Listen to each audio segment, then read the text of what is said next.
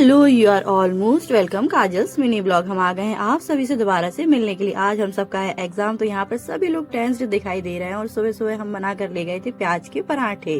तो सबसे पहले हमने प्याज को इस तरीके से लंबे लंबे शेप में काट लिया था। उसके बाद हमने तेल में डाल दिए थे थोड़े से जीरे, साथ में डाल दी थी थोड़ी सी हरी मिर्च और उसके बाद डाल दी थी थोड़ी सी अजवाइन। उसके बाद इसमें हमने डाल दिया था क्रश्ड किया हुआ अदरक और कुटा हुआ धनिया और थोड़ी सी सौंफ।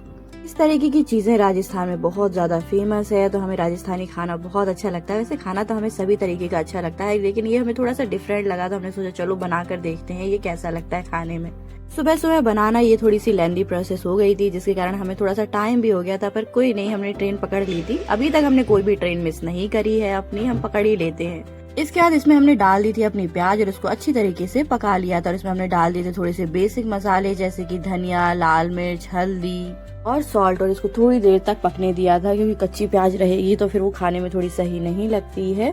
ना भी अच्छा खाना बनाकर ले जाओ, लेकिन जब तक लंच होता है तब तक तो खाना पूरा ठंडा हो जाता है और उसका मजा उतना ज्यादा रह नहीं जाता। फिर सोचते इतनी मेहनत क्यों करी थी, पर खाना तो खाना होता है।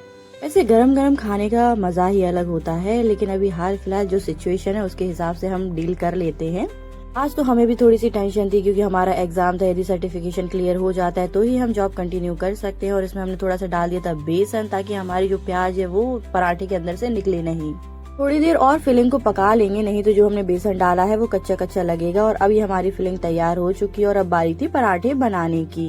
बस फिर फिलिंग भरकर हमने अपने पराठे तैयार कर लिए थे। हाँ, हमने इसको थोड़ा सा शेप में काट पीट के करा था, क्योंकि ये थोड़े से क्रंची बन जाते हैं यदि आप इनको थोड़ा सा काट पीट कर शेप बनाते हैं। तो कभी कभी तो हम भूल ही जाते हैं कि हमने किस तरीके से काटा था और किस तरीके से हमें शेप बनाना है, क्योंकि इतनी सारी चीजें रहती हैं माइंड में कि कुछ ना कुछ आउट हो ही जाता है। तो इस तरीके से हमने इसको काट लिया था और फिर हमने इसको तीनों साइड से अच्छे से फोल्ड कर दिया था। यदि आप पराठे को इस तरीके से बनाते हैं तो डेफिनेटली आपका पराठा इतना ज्यादा क्रंची लगेगा कि आप हर बार इसी तरीके से फोल्ड करके बनाइए। हाँ, थोड़ी लेंदी प्रोसेस है ये, पर खाने में बहुत ही ज्यादा मजा आ जाता है। एक बार आप जरूर इसको इस तरीके से बनाकर देखें। तो लो जी, पराठा हमारा तैयार हो चुका है और उसको हम अच्छे से घी लगाकर अलट पलट करके धीमी आंच पर सेक लेंगे। अब ये पराठे हमारे अच्छी तरीके से तैयार हो चुके हैं और इन पराठों को रख दिया था हमने ठंडा होने के लिए, ताकि हम बाकी दूसरे काम कर सकें और ऑफिस जाने के लिए तैयार हो सकें।